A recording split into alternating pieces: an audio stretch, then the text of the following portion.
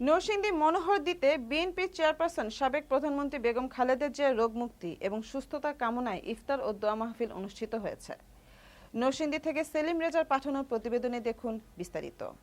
শনিবার উপজেলার রামপুর বাজার খেলার মাঠে জাতীয়তাবাদী ছাত্রদল, কৃষক দল, স্বেচ্ছাসেবক দল, খিদিরপুর ইউনিয়ন শাখার আয়োজনে বিএনপি চেয়ারপারসন সাবেক প্রধানমন্ত্রী বেগম খালেদা জিয়ার রোগমুক্তি এবং সুস্থতা কামনায় ইফতার ও দোয়া মাহফিল অনুষ্ঠিত হয়েছে।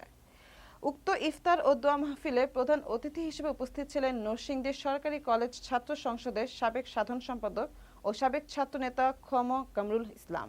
এই সময় চর মান্দালিয়া ইউনিয়ন কৃষক দলের সভাপতি শহীদুল ইসলাম, চন্দনবাড়ি ইউনিয়ন কৃষক দলের সভাপতি ইলিয়াস, খিদিরপুর ইউনিয়ন বিএনপির সাবেক সাংগঠনিক সম্পাদক রাশেদ মানিক, বিএনপি নেতা আক্তার হোসেন, কাজল মিয়া, আবুল কালাম, কৃষক নেতা আরমান, কাদির, সুজন এবং খিদিরপুর ইউনিয়ন ছাত্রদল নেতা ইমরান রানী, আজহার সহ অন্যান্য নেতৃবৃন্দরা উপস্থিত ছিলেন।